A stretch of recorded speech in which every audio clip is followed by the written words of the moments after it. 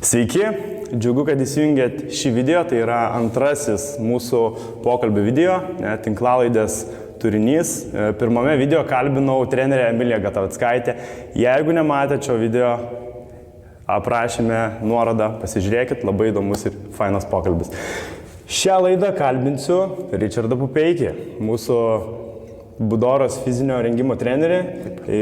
Richardai, pristatyk, kas tu toks, kaip tu atsiradai Budorai. Tai sveiki visi, esu treneris Richardas, labai malonu, kad pakvietėt į tinklalaidę, super projektas. Tai kas aš esu ir ką aš veikiu Budoroje, tai aš esu fizinio rengimo treneris, esu funkcinių treniruočių treneris, kurias čia vedame moteriams. Taip pat esu ir asistentų akademijos vadovas. Ir kaip aš atsiradau Budoroje, tai su Budora yra labai įdomi istorija, nes mokykloje, kurią aš lankiau, Mikalojaus Daukšos baigiau, ten 12 metų prasimokiau ir tenais ilgą laiką ir dabar yra ir vyksta, tik tai pasikeitęs pavadinimas mokyklos.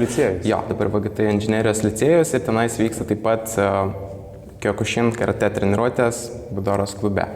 Tai kuomet aš mokiausi, mes eidavom irgi į tą mažytę salytę, leisdavau per kūno kultūros pamokas ten nueiti kažką pasportuoti, tai visuomet matydavau tą plakatą Budoros, ir plakatą, ir mano kūno kultūros mokytojas buvęs, jisai irgi buvo treneris. Budorai treneris. Taip.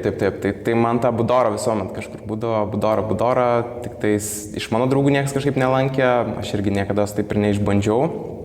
Bet tikrai buvo daug tokių atsitiktinumų. Ir po to irgi pasirodo, kad mūsų viena draugė pažįstama irgi, kai mes net nebuvom susipažinę, tai ji irgi tenais sportavo ilgą laiką, irgi sakė, kad Budoroje sportuoja, tai visur tas Budora.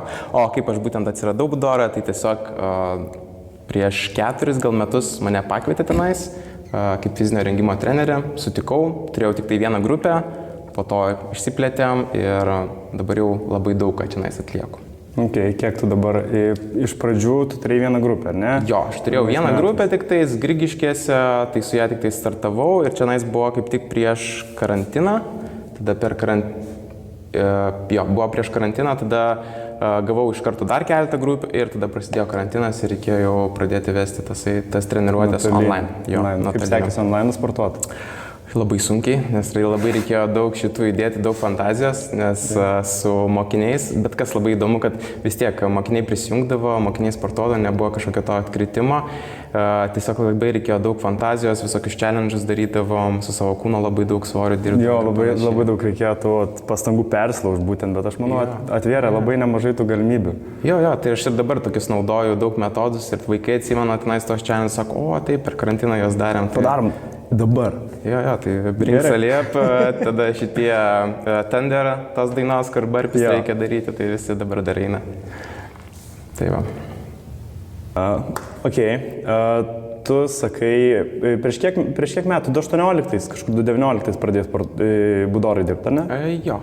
Kažkas tokio. O kada tu pats pradėjai sportuoti?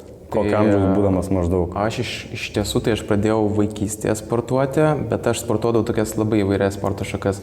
Labai mėgau ir iki dabar mėgstu dviračius, tai mes visuomet su draugais dviračiais, tada lauke futbolas, krepšinis, viskas, ką įmanoma būdavo žaisti ir sportuoti, o po to pradėjau gal kokių 10 metų baseinas metai, po to po baseino buvo futbolas, jau mokykloje, kaip būrelį buvau pasirinkęs futbolą, po to buvo Muay Thai, tai su koviniu sportu šiek tiek susipažinęs esu, metus lankiau, netgi vienose varžybose buvau, laimėjau, tai tai buvo smagu.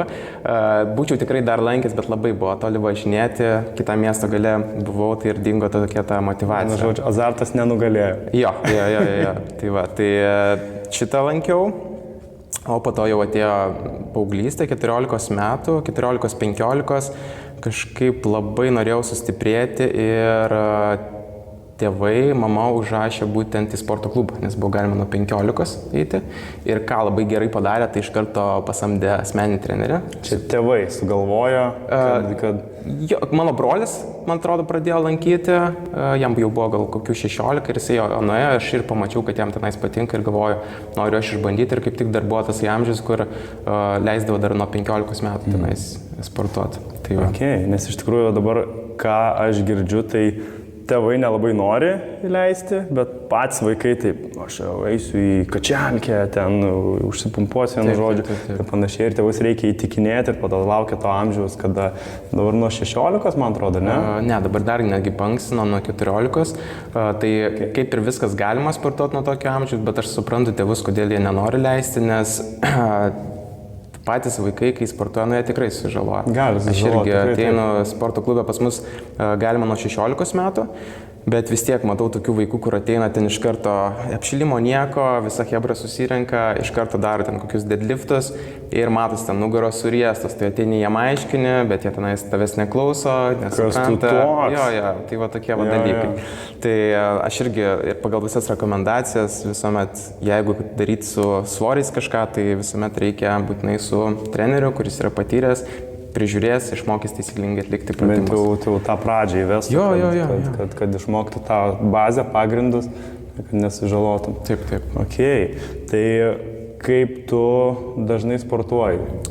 Tai aš kaip dažnai sportuoju, tai labai skirtingai. Pas mane nėra tokio didelio pastovumo. Vasarą visiškai skirtingai sportuoju, žiemą daugiau salėje praleidžiu, bet nėra taip, kad kiekvieną dieną sportuočiau. Sportuoju dažniausiai kokius 3-4 kartus per savaitę, kaip išeina.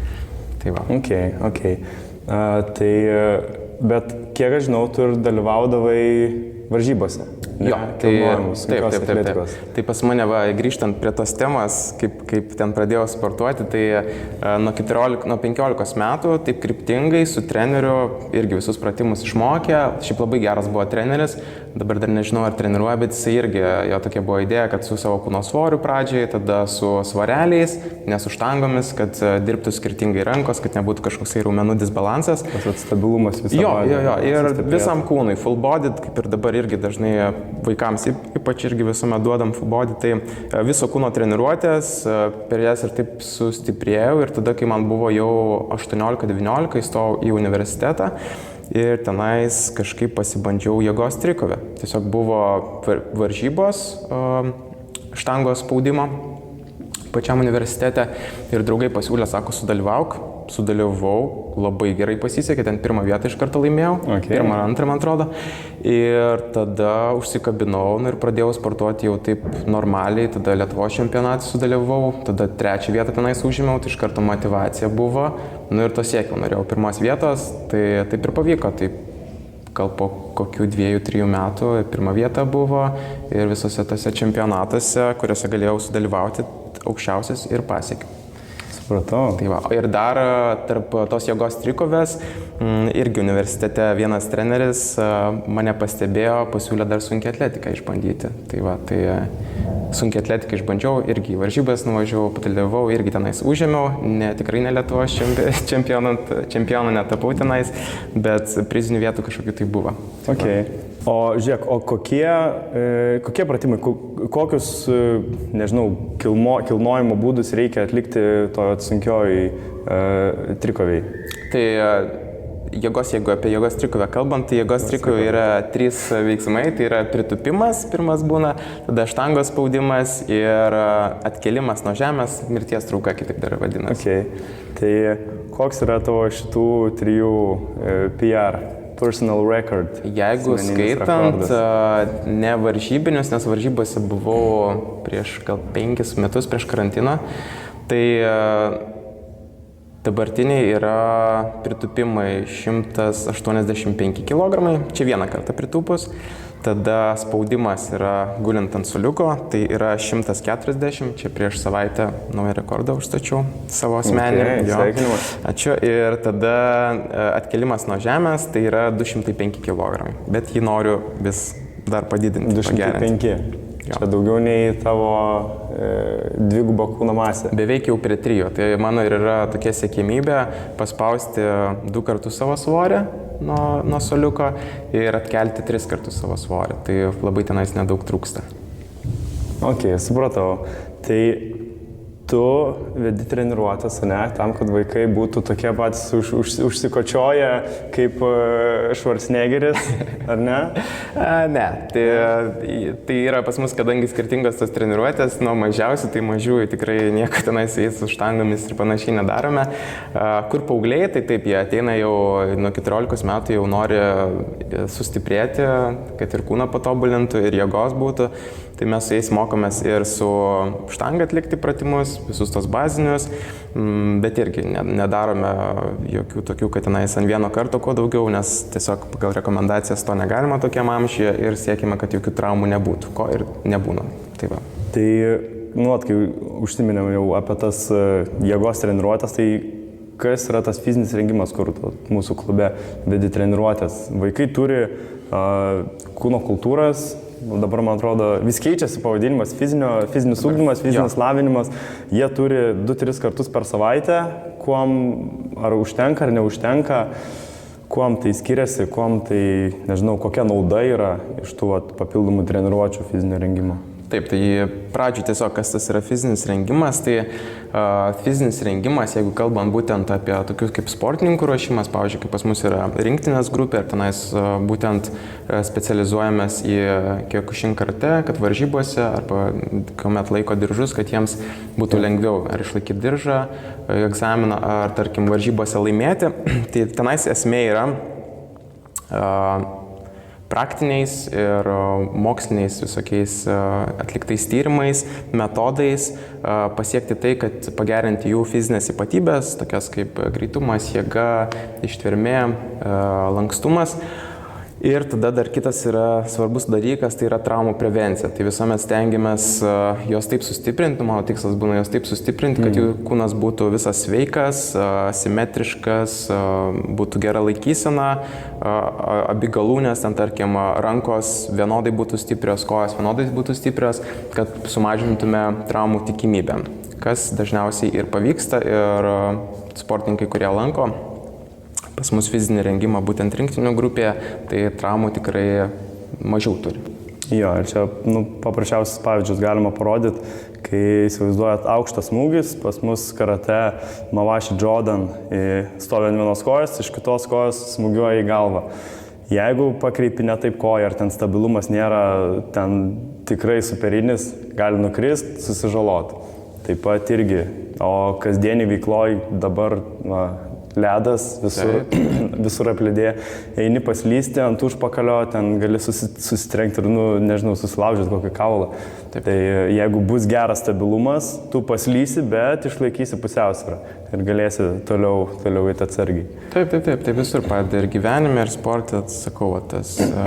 Tai čia būtent apie tas rinktinės grupės, o jeigu kalbant apie būtent, mes turime dar pradedančiuosius, pačius mažiausius, tenais nuo 9 metų iki 12 ateina, iki 14 gal net. Būtent karatistai ir nekaratistai? Nekaratistai. Ateina, pora būna ir karatistų ateina, bet kadangi vaikai yra labai užsiėmę, tai ir karate, ir fizinį rengimą kartais sunku suderinti ir mes būtent darome tą pradedančių grupę, tiesiog vaikus sustiprinti ir kokia yra jos idėja, kad vaikai irgi gerintų savo fizinės ypatybės, bet tas fizinės ypatybės geriname per daugiau tokius mokymasi judėjimo, pagrindinių judesių, ten kažką pakelti, kažkaip bėgti, kažką paimti. Tada daug darome visokių korekcinių judesių, būtent laikysenai, kadangi irgi vaikai dar tik tai bręsta, tai pas juos būna jau ir visokios skoliozės, lordozės ir panašiai, tai stengiamės, kad šito nebūtų ir būtų ir stuburas sveikas, ir visas kūnas. Ir taip pat stengiamės, kad tos būtent treniruotės būtų smagios, nes tokiam amžiuje vaikai ir nori kažkaip smagiai leisti laiką, su draugais leisti laiką. Tai treniruotės būna linksmos, būna ir žaidimo, tai visa esmė yra žaidimai, judesiai pagrindiniai ir tiesiog vaiką paruošti, kad jisai būtų sveikas ir taip pat ir stiprus. Jo, ne tik karate, bet ir kad tėvui garažę pasakyti, paduok padangą, kad nesusitraumuotum. Taip. O paauglių tada dar yra viena grupė, tai tenais irgi visai skirtingos treniruotės, mes su jais dirbame dabar jau nuo šio sezono jau 3 kartus su dauguma. Per savaitę, ne? Taip, nes ir pagal rekomendacijas pasaulinės sveikatos organizacijos rekomenduoja 3 kartus per savaitę daryti kaulų ir raumenų stiprinimo treniruotės ir būtent tokiam amžiuje, tarkim, nuo 14 jau su pasipriešinimu. Tai pasipriešinimas tai turi būti kažkoks tai svoris, nes tarkim, paaugliui duoti tenais pritupimus daryti su savo kūno svoriu, jam jau yra per lengva. Tai padarys 100. Jo, ir bus toksai labiau ištvermiai, bet ne raumenų, tarkim, jėgai. Tai mūsų tikslas yra tiesiog su svoriu, su kažkokiu pasipriešinimu, kad jis darytų taisyklingai judesius išmoktų. Tai va, tai visų treniruočių esmė irgi yra laikysena, kad vaikas būtų sveikas, gerintų tas fizinės ypatybės. Laikysena. Tada dar labai mes su kuo dirbam su paaugliais, tai kaip pradžioje čia minėjau, tai būtent mokome tų pratimų, kuriuos jie patys išmoktų ir galėtų po to atlikti sporto salėje. Tai tenais visi baziniai patys svarbiausi, pritupimas, atkelimas, štangos spaudimas, viršų spaudimas, tada su svareliais irgi daug dirbame, kad nebūtų to kažkokio tai disbalanso, irgi korekcinius pratimus atliekame. Tai stengiamės, kad jie sustiprėtų, viską išmoktų taisyklingai. Tas ir pavyksta, labai smagu iš tikrųjų žiūrėti, jeigu paaugliai žiūrite, tai super, pratimus atliekate tobulai, visuomet gražu žiūrėti. Treneris Richardas. Taip.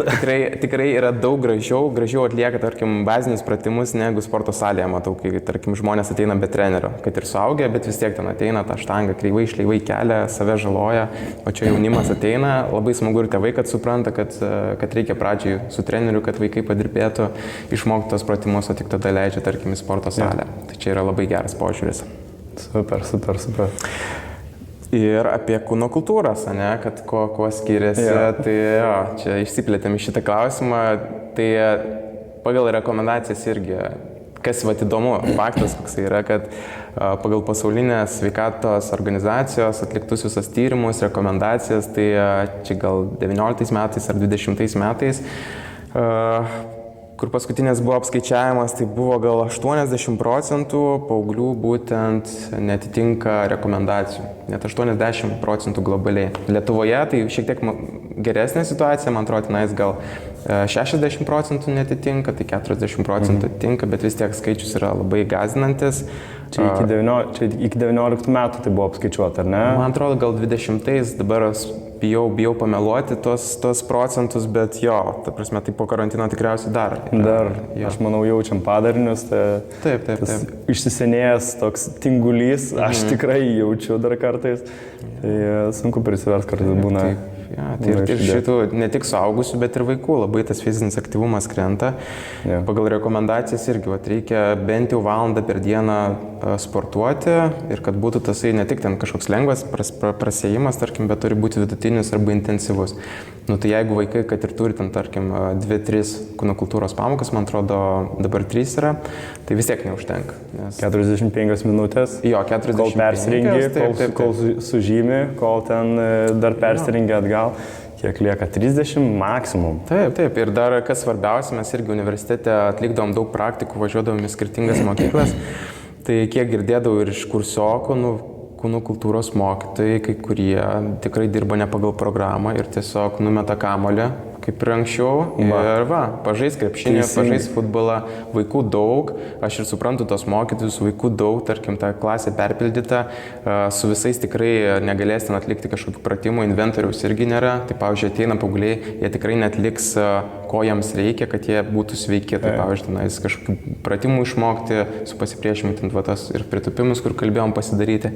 Jie tikrai to nepadarys, dėl to mūsų treniruotės ir yra, kad mes būtent užpildom tą spragą, fizinio aktyvumo spragą, kur vaikai nesurenka, tarkim, tų bent jau 3 valandų per savaitę raumenų ir kaulų stiprinimo, kas yra labai svarbu, nes jeigu šiame amžiuje nesurenka, tai jau po to formuojasi įgūdžiai. Taip, ir įgūdžiai formuojasi, ir kaulų, tarkim, tankis būna mažesnis, nes jeigu šitam amžiuje sportuoja vaikas, tai jo kaulai būna tvirtesni, jų tankis būna didesnis, jis susiformuoja raumenynas, gražesnė laikysena, aišku, raumenys jo viską išlaiko.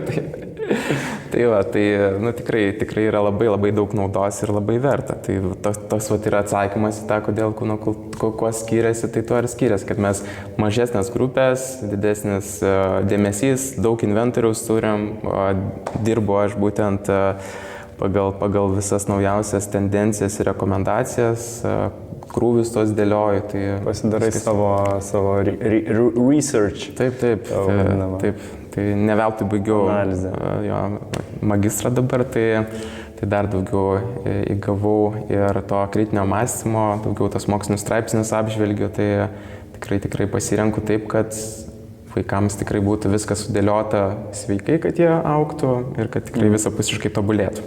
Man tu patinka mokslinius straipsnius skaityti, nes man atrodo, žinai, kai mes kalbam paprastai, atrodo, kad, kaip grožinė literatūra, kaip atsivertęs kokį romaną, taip, žinai, perskaitau, tai, žiūriu, gerą straipsnį, ten, žiūrėk, čia taip, ir išdėstai visas mintis.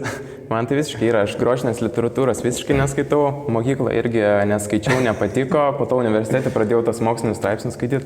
Labai patinka, nes įdomu, man patinka, kas yra faktais pagrįsta, ne tik būna ten kokie treneriai, taip, šitą tikrai darykite, labai čia, viskas puikiai, labai geras pratimas. Po to pasiskaityti, tarkim, straipsnius arba kažkokios naujos rekomendacijas išeina visiškai kitaip. Negalima to pratimo iš viso daryti, ten kenkia, tarkim, pečiams ir panašiai. Tai visokių tokių dalykų yra, o man pasiskaityti, tai tikrai būna įdomu ir toks tikrai įdomu, pasiskaitai, po to gali su kažkuo padiskutuoti, tai labai fainai būna. Okay. Tu dar vedi mūsų klube ir moterims funkcinės treniruotės, ne? Tai kuom jos skiriasi nuo fizinio rengimo treniruočių vaikam, paaugliam, kurias kalbėjom pastarąsias 10 minučių. Tai funkcinės treniruotės moteriams, tai idėja yra labai panaši kaip ir vaikams, gerinti fizinės ypatybės, laikysena būtent, ypač kuomet suaugęs jau žmogus, tai ten labai daug ir mobilumo pratimų atliekam, nes jau būna tie raumenys, tarkim, labai įsitempę, žmogus nepadaro tam tikrų amplitudžių ir panašiai. Čia įsitempę. Nuo darbo. Dabar ypač kai yra, nemasažuojam dar, bet gal irgi reikės tavo pagalbos, tai bus galima naują kokią įdėti dar paslaugą. Bet kadangi dabar toksai darbas, sėdimas darbas, žmonės ofise dažniausiai dirbi prie to kompiuterio, tai tenais viskas, būna čionais tai ateina, tai darom daug ir visokių korekcinių pratimų, darome daug ir mobilumo pratimų, bet taip pat ir nepamirštam, nes kadangi irgi pagal visas rekomendacijas suaugusiems 2 kartai per savaitę turi būti atliekami irgi raumenų stiprinimo treniruotės, tai mes irgi pagal tas rekomendacijas dirbame, moteris patenkintos, gausiai susirenka, tikrai labai daug grupių turim ir atliekame irgi tokius šiek tiek didesnio intensyvumo pratimus, daugiau funkcinius pratimus, ten tarkim su kamuoliais, su virvėmis. Man labai patinka vienas pratimas, aš vadinu streso kamuoliukas. Toksai slemai, kamuolį. Tai moterims irgi aš ateinu visam, sakau, jeigu bloga diena, jeigu kažkokių turite ten problemų ar ką, viską paėmam, sudedami tą kamuolį ir iš visų jėgų metam žemyn. Tai tokie visi judesiai irgi, visas tas pagrindas, išmokyti irgi tą žmogų taisyklingai judėti ir gyvenime. Ten nedarome taip, kad tenais ant kažkokio tai treniruoklio, tenais darome lyną kažkokią traukime. Tai čia viskas su arba kūno svoris, arba su pasipriešinimu, laisvais svoriais. Ir tikslas mokomės taisyklingai kažką pakelti, taisyklingai pritūpti, ten įtūpstai, kažką traukti prie savęs. Tokie visas tas pagrindas yra. Okay. Tai kalbėjom apie vėl aš prie vaikų grįšiu.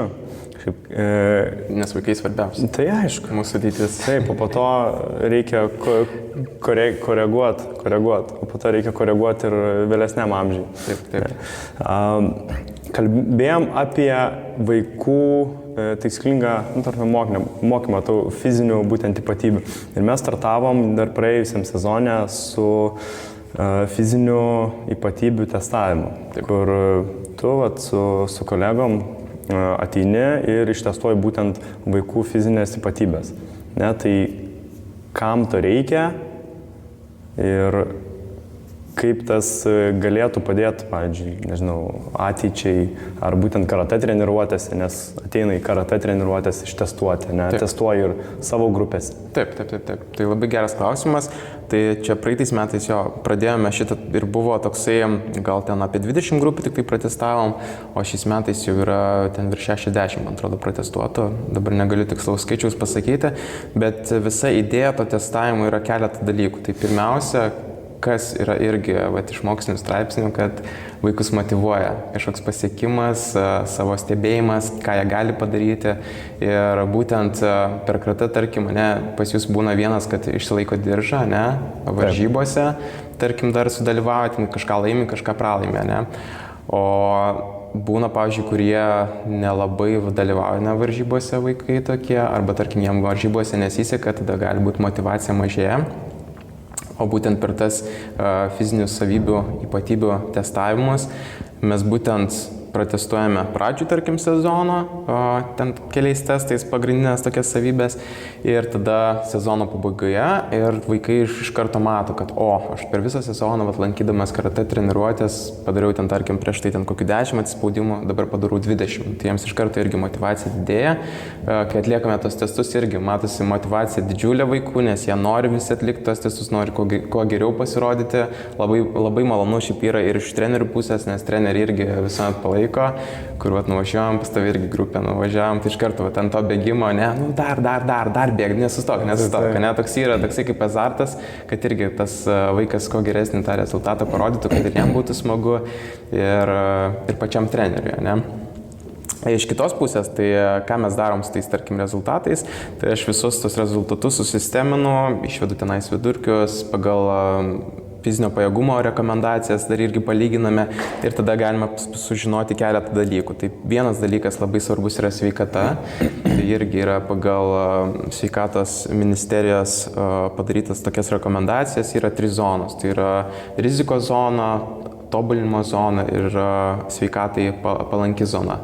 Ir aš pagal tas zonas galiu gautus rezultatus palyginu ir, pavyzdžiui, matosi, ar visi yra geroje zonoje, ar, tarkim, kažkam yra prasčiau ir reikėtų į tai įdėti daugiau dėmesio, tarkim, tam vaikui.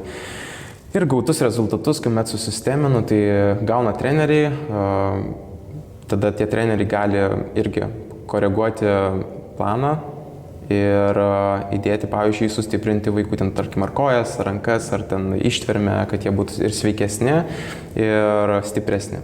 Tai va. Okay.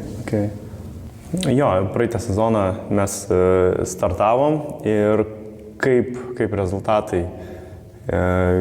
Gerai rizikos zonai, tobulinimo zonai, kaip vaikai varijuoja, ta prasme, padarė pažangą per tuos metus. Jo, taip, kaip pirmą kartą ištestavom, buvo tas pradinis testavimas, sužinoti vaikų tiesiog pradinį lygį, kurie jie yra.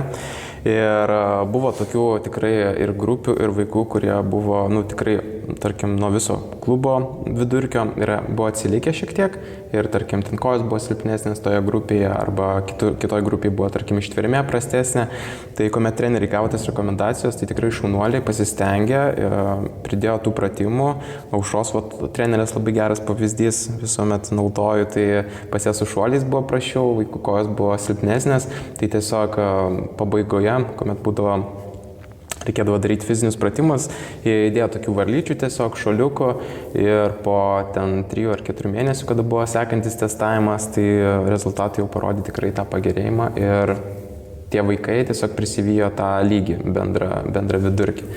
Tai tikrai, kiek, pavyzdžiui, šiais metais dabar žiūrėjom, tai irgi yra jau tobulintai, dauguma rezultatų yra tobulinimo toje zonoje, tai irgi treneriai turės darbo, bet manau tikrai pasieks, kad būtų visi... Pasistengsim. Yeah.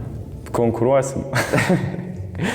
Konkuruoti nereikės tikrai, bet manau, kad tikrai įdėję šiek tiek pastangų ten pagal tas rekomendacijas ir pavyks, kad visi vaikai būtų sveikatai palankioje zonoje. Įpaišysim į planą. Taip. Pagal fizinį pratimą. Okay. Gerai, iš pradžių kalbėjom apie tave, apie vaikus, bet aš vis tiek norėčiau grįžti prie tavęs, prie tavo asmeninio gyvenimo iš tikrųjų. Tu sakei, kad ne tik sporto salėje leidi laiką, kad tu labai mėgsti dviračių sportą. Taip. Ar gali papasakot, ką tu esi nuveikęs? Tai... Pasigirk, prašau, pasigirk. Žinau, kad klausinėjai ir mes klausinėjom. Tai ir Facebook'e pas tave buvo, tai prašau pakomentuok, kas ten tokio vyko. Taip, tai aš dviračiais tiesiog nuo vaikystės labai mėgstu važinėti ir tiesiog važinėdavau, o visuomet man buvo tokia svajonė, kad kažkur pakeliauti. Tai prieš 10 metų esu su draugu keliavęs, bet buvo tokia mini kelionė, tenais nuvažiavam, bet tiesiog nuo Vilniaus, prie ežero visuomet, tenais vasarą, tai kiekvieną dieną prie tą ežerą. O buvo toks tikslas nuvažiuoti nuo Vilniaus iki Šventosios prie jūros. Ir mes tokie dar buvom 11 klasėje, tėvai leido, tai labai gerai, bet visiškai be pasiruošimo. Turėjom palapinį neturėjom pradžioje, iš viso palapinį neturėjom. Ja. Nes mūsų planas buvo, galvom, tai per naktį važiuosim. Ką čia, žinai, užsėdi ir nuvažiuosi, tenais gavosi 450 km, jo, į vieną pusę, po to atgal. Ir mes galvom, tenais tiesiog nuvažiuosim. Tai buvo labai įdomi kelionė, labai sunki kelionė buvo, nes neturėjom palapinės, tai tiesiog kažkur buvom tenai sustoję, pasitiesėm tokį pleduką, atsigulėm, gal valandą pamiegojom. Gerai, kad vasarą buvo, tada ir nesušalom ir tada vėl važiavom. Tai čia buvo tokia pirma kelionė. Tai čia, ta prasme, kiek jūs laiko ten važiavot? Mes 2 dienas gavosi. 2 dienas važiavom, tai gavosi į dieną ten 200, po 20-30 km. Tai toksai buvo, jau buvo toksai challenge. Hardcore. Jo, visiškai, be pasiruošimo. Anksčiau važinėdom tais dviračiais, bet tokias tai tikrai ne. Tai kas čia... vaikai žiūrite, nes irgi dabar yra tokių paauglių ir vaikų, kurie mano žiūrėjo, kaip aš važiavau šią vasarą ir tokie užsimotyvavo, tai šiais metais, praeitais metais irgi ten važiuoja po 50 km ir panašiai, tai po truputį tai prididinkit, nedarykit mano klaidos, nesėskit ant dviračių ir nevažiuokit iš karto prie jūros, tenais padašyti. Čia žinok, aš panašiai taip pat irgi 12 klasį baigiau, sugalvojau nueiti iki jūros. Ėjom pastate, mes buvom 3 klasiokai, po 2 dienų vienas atsirašė su pritrintom kojom, po to ten išsisuko čiurna kita klasiokė. Tai ten Kazlų Rūdoj prisijungė dar vienas draugelis, po 2 dienų jisai atsirašė, tai toks galvoju irgi ten virš 300 km, 380, bet ten su palapinėm, ten viską. Geras. Bet nekartočiau šiaip. Jo, tai čia tas nebent klaidas... su pasiruošimu. Mokykitės iš kitų klaidų, mokykitės. Mūsų laikais nebūdavo ten, pavyzdžiui, Aurimo Vailevičiaus, kuris tenais tokius ir vlogus ir tikrai... Jis buvo, bet... Taip, bet nieko nekeldavo, ta prasme, tai nebuvo tokio... Jo, ir nebuvo iš ko pasimokyti, tai mes irgi su draugu tada suplanavom. Tai po to praėjo metai. Galvojau, tikrai nevažiuosiu niekada, nes labai buvo sunku ten važiuoti su tą dviračiu, nes dviratis irgi buvo ne tam skirtas, buvo kalnų dviratis, žinai, ta sportinė sėdynė, tai tenais užpakalis iš karto nutrynė, žiauriai viskas skaudėjo. Taip, kaip pampersai būna su tais paminkštinimais. Jo. Tai tokį tikrai būtų reikėję, bet neturėjom, tai po to po metų su draugais sugalvojom kitą challenge tokį, tai varyti nuo Vilniaus iki Talino, iki Estijos.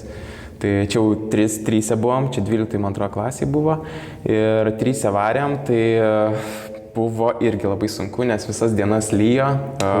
Palapinės šį kartą jau turėjom, bet jis buvo tokios labai prastas, tikrai netinkamas, nes vieną naktį, kai lyjo, atsigulėm ant samanų ir tai ranką paspaudė ir visas vanduo semėsi jo. Tai viskas buvo peršlapę. Tai nuvažiavom, pasiekė, mūsų tikslas buvo ir atgal sugrįžti, tai nuvažiavom į Taliną su draugais tokie, tikrai nevažiuosim, tai į autobusą sėdam, ten porą dienų pabuvom, į autobusą sėdam ir sugrįžom ir tada buvo 8 metų pertrauka. 8 metus nekeliavau taip, ten keliavau, bet tikrai nesu dviračiu. Ir prieš karantiną jau nusipirkau šiaip dviratį ir mano buvo idėja, kad jau tikrai pribrendau, noriu tikrai nuvažiuoti kažkokį didesnį atstumą. Ir jau planą šiek tiek pasidėliau ir ten nusipirkau ten tašes dviračių ir panašiai.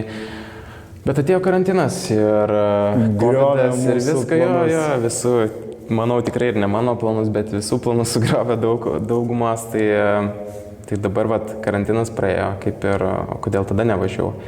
Tai prasidėjo daug darbo, kažkaip tai tas, žinai, gyvenimas prasidėjo. Tai sunku buvo, o kažkaip praeitais metais nusprendžiau, ne praeitais, šiais metais.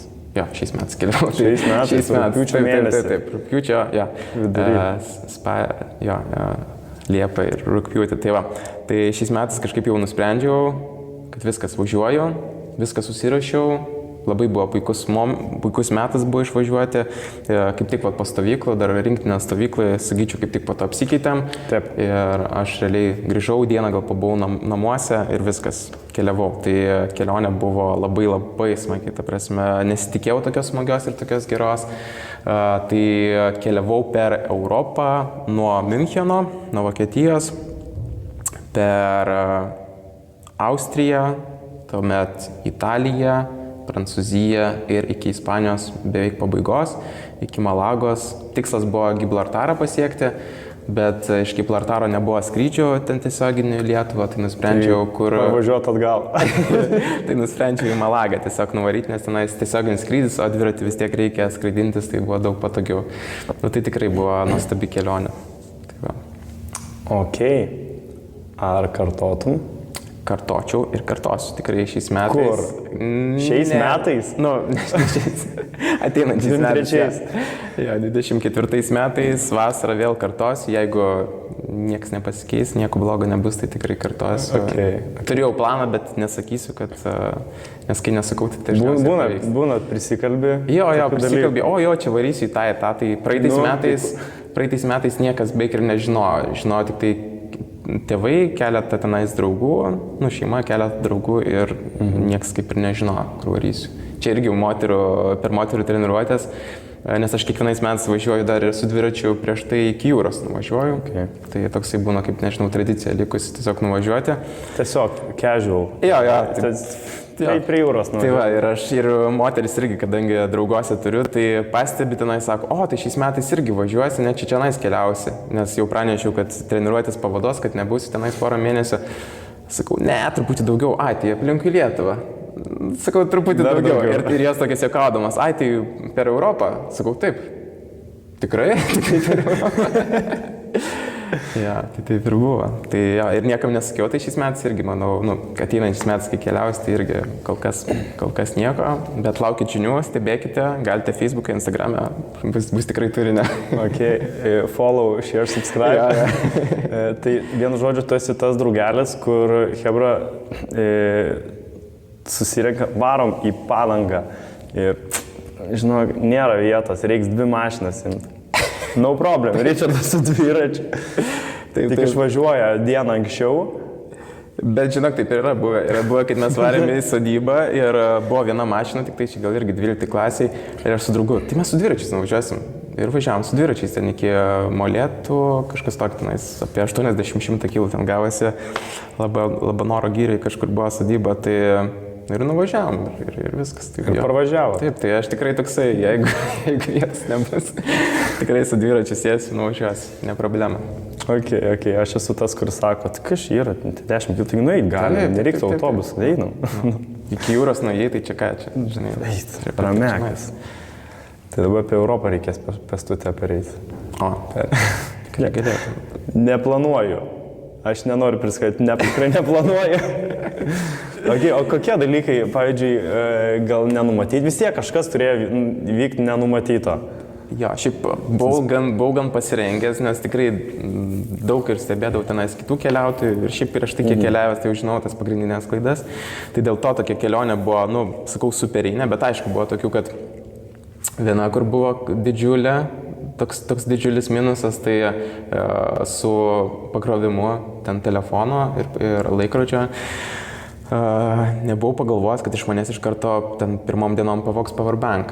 Aš buvau nusipirkęs 2 powerbankus, vienas buvo senas, kitas buvo naujas ir galvoju, užteks, ten saulės šitų panelių nepirksiu, nes vis tiek tokia didesnė investicija, galvoju, powerbank užteks. Kaip bus sponsoriai, jeigu rėmėjai žiūrit, taip, tai kelionėje būtinai pareklamuosiu.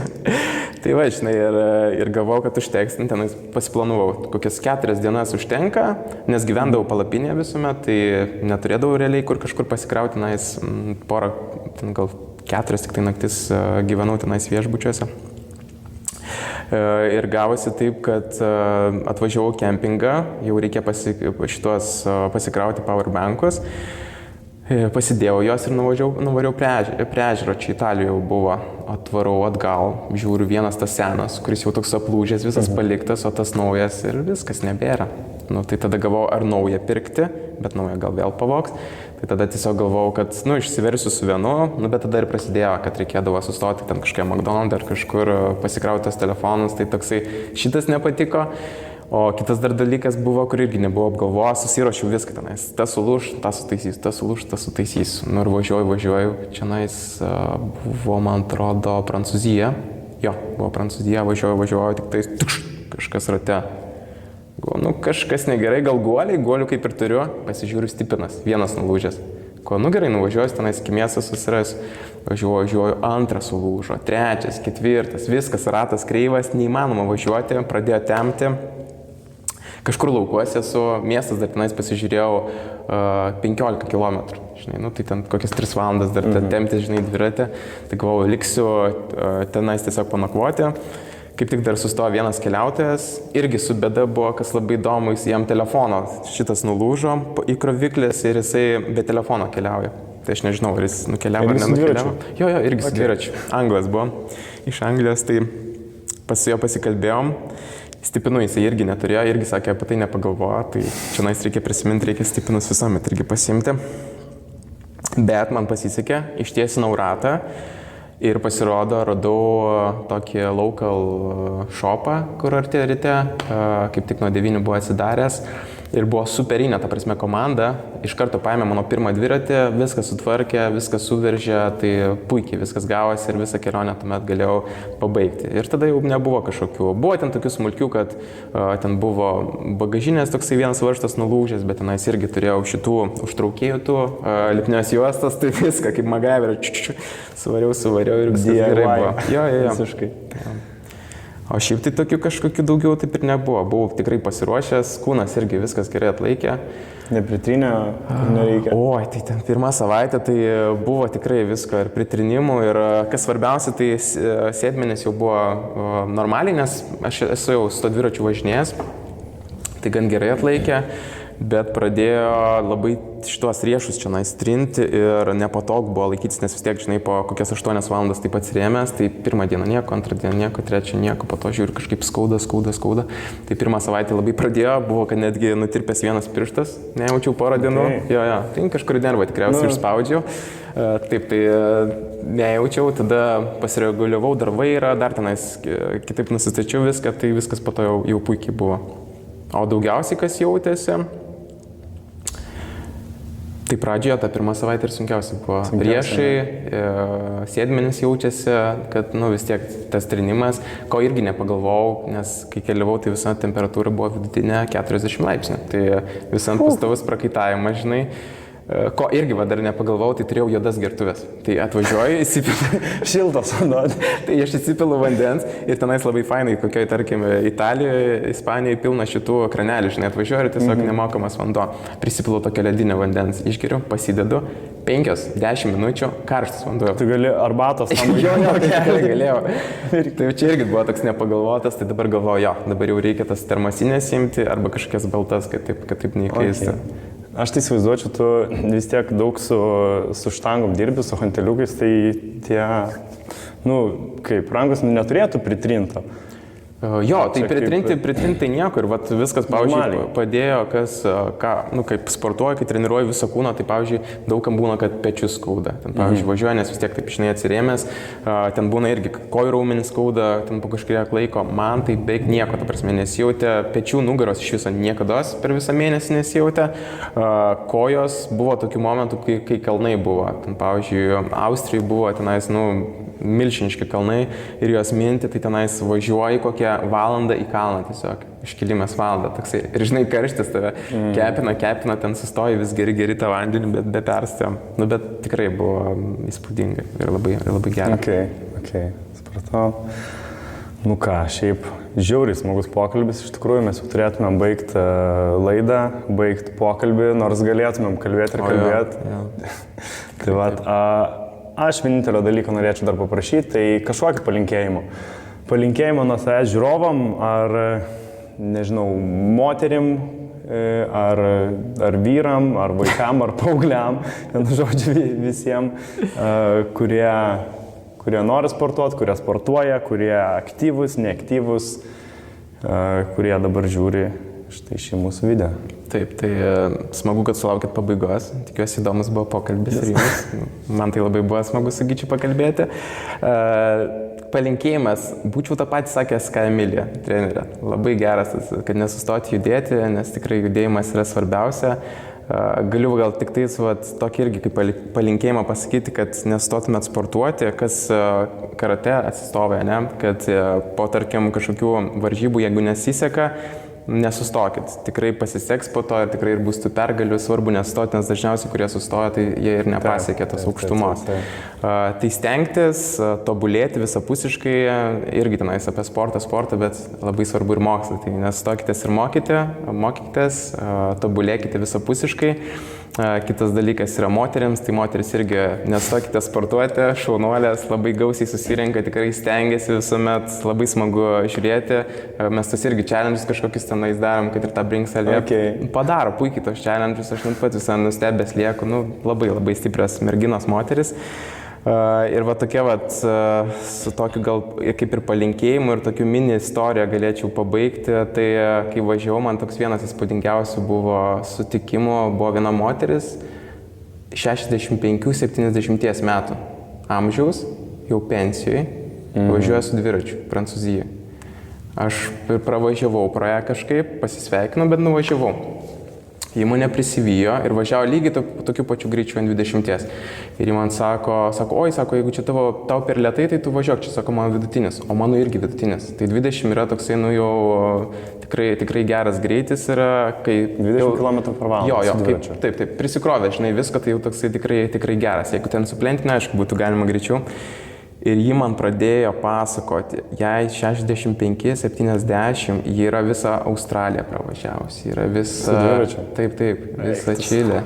Ta prasme, ten Ameriką pietų pravažiavusi. Ir jinai yra buvusi tiesiog kūno kultūros mokytoja, visą gyvenimą sportavusi, visą gyvenimą judėjusi. Ir ji netgi tokio amžiaus važiuoja dviračiu. Tokiu greičiu vis dar keliauja. Tai man čia tokia motivacija buvo ir aš supratau, kad jeigu nenustosime judėti, tai mes taip ir gyvensime, ta prasme. Mes būsime sveiki ir labai ilgai ir kokybiškai gyvensime. Nes tokio amžiaus jau, tarkim, Lietuvoje, pamatom, ten, tarkim, jau kur pensijai, tai ten problemos, tenai sunku pasilenkti kažkas, o čia, moteris savo keliauja, važiuoja dideliu greičiu, milžiniškus atstumus, numina irgi, sakė, palapiniai, tiesiog gyvena ant pleduko, žinai, nei tenais reikia kažkokios specialios lovos, viešbučio ar ko, tai toks palinkėjimas ir motivacija gal kažkam irgi padės, kad, jeigu nesustosite dabar sportuoti, kuomet esate jauni, bus pats pagrindas jums, tada būsite, kai suaugę irgi nesustosite sportuoti, tai jūs būsite tikrai kokybiškai ir ilgai gyvensite. Mačiut? Dar ne per vėlu. Gerai, ačiū tau, Ričardai. Prašau. Labai. Ką, kaip ir kiekvieną kartą spauskit patinka, spauskit prenumeruoti, pasidalinkit su draugais, žiūrėkit šeimose, pasidalinkit su vaikais, su savo tėvais, ar ne, štai puikus pokalbis su galbūt tavo mielas sportininkė, treneriu Ričardu, ir rašykite į komentarus, kokį kitą trenerį pakviesi. Galbūt antrą dalį su Ričardu po jo antros kelionės. Gerai. Iki.